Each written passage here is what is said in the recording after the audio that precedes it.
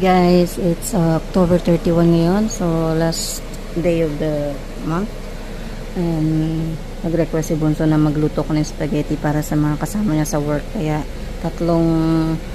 isa't kalahating kilo yung lulutuin natin ngayon. So ayan, nagre-ready na ako. It's only 2:30 ako bumangon, and kagabi inayos ko na yung mga sangkap, kaya ngayon puro ano na lang tayo, luto na lang. I-ready natin doon sa lalagyan. So samahan niyo ako until later kung ano magaganap today. Birthday kasi nila, bali tatlo silang may celebrant for October, and yun, mag-aambag-ambag sila ng food. Si Bunso ang sagot sa spaghetti. So ang aga ng bantay ko, ayan. So wala pa akong tulog, mga 3.5 lang yata yung tulog ko, 2 hours. Kasi pagising-gising ako dahil yung mga pusa katok ng katok sa pintuan.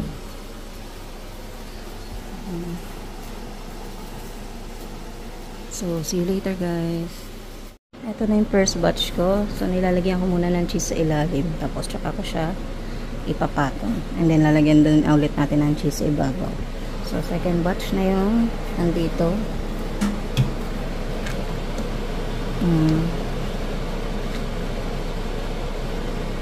Bilis na lang lumambot yan. Hayaan natin yung apoy. Ang hirap pala maging cook. Let's go.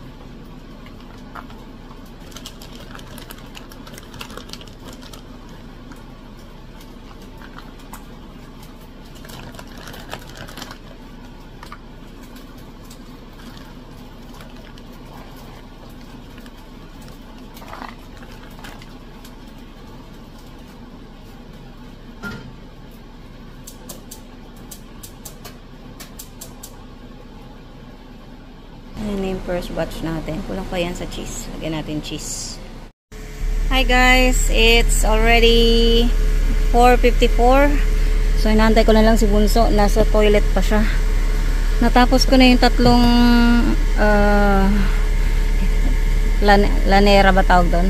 So isa't kalahating kilo yung ating nilutong spaghetti. Tapos meron akong prepare na Ferrero para kay Lisa, at saka kay manager naman yung wine. Ayan. So sana magustuhan nila yung aking luto, at ako'y hindi naman ganun ka-expert magluto.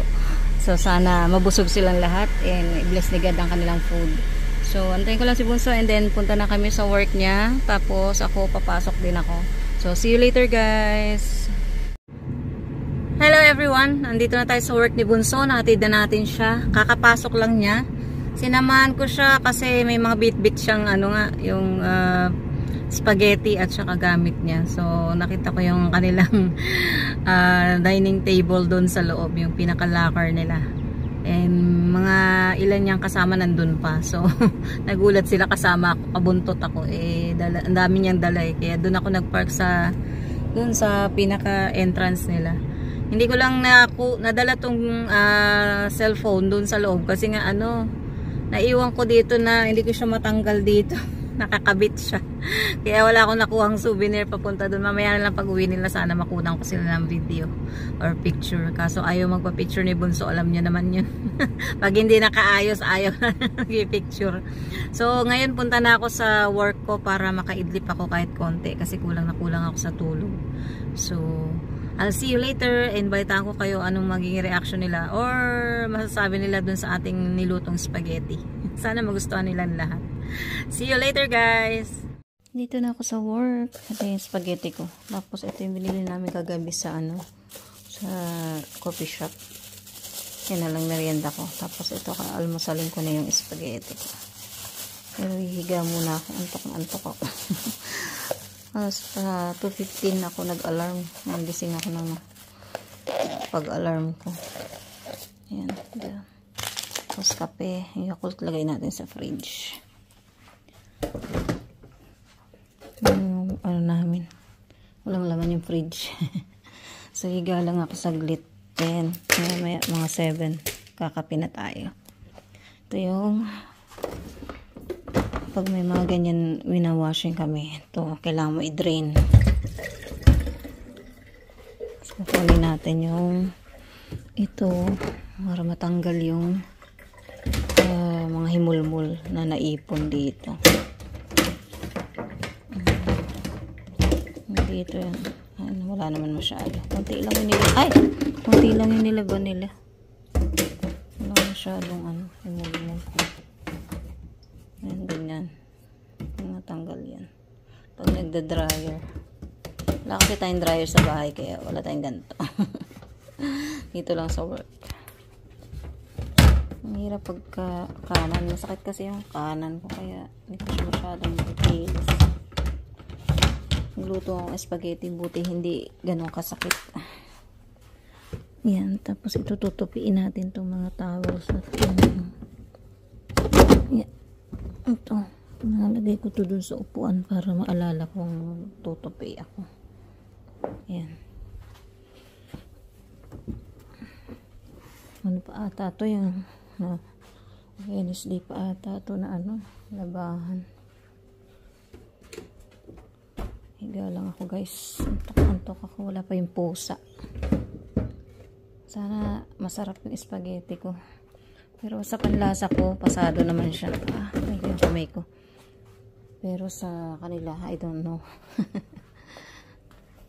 So, higa muna ako guys. Hindi ako higa. Ayan. Sa puts pa. Ayan, na-prepare ko na yung mga need prepare. Nandito ako sa dressing, namin. Blow dry station. Wala yung aking mulupad. Pupulbos lang ako guys. Pulbos lang, lipstick. Yun, tapos na. Ganun daw pag maganda na. Charot! No need ng full makeup. Hindi rin ako mahilig masyado mag-makeup kasi nangangati ako minsan. Lalo na pagka hindi ako hiyang sa ginagamit ko. Maya nandito na yung mga kasama ko. Sa katagal ng kamay ko. Diba? Partido, nagluto pa ng spaghetti yan. Tapos, nakabili ako kay Neri ng set nito. $10. Kaya, yan. Ito muna yung binuksan ko kasi yun yung pinaka-type ko yung amoy. Although lahat naman talaga mabango siya.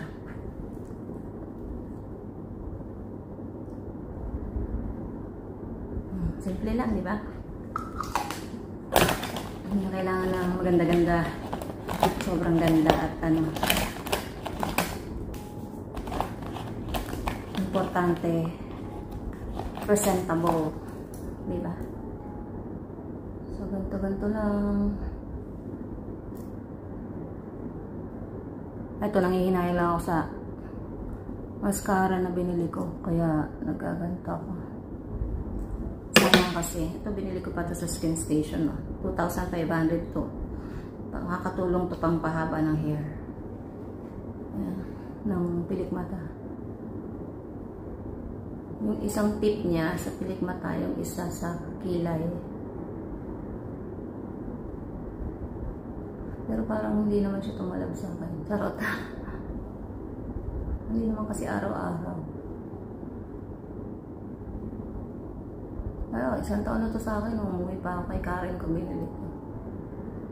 Sa gateway.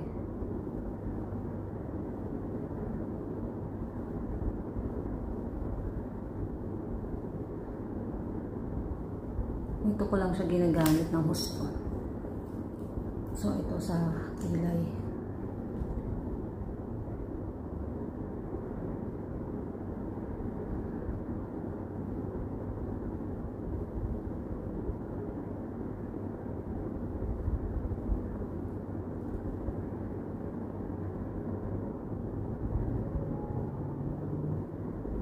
wala kaming booking ngayon. So, sana may mga walk-in mamaya para hindi naman masayang yung pasok natin. Ito yung mascara ko, purple. Purple. Yung mga mascara na ipon ko, binigay ko na dun sa anak ni RMD. Naka-sale kasi noon, kaya ang dami ko nabili. Ngayon wala silang sale, kaya wala akong maiuwi.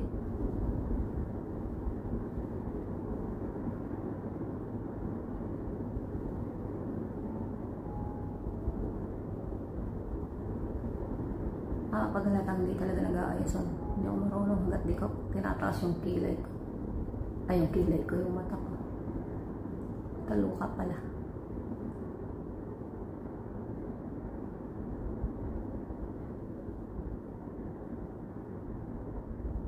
Diba? Mukha na siya mayroong eyelashes.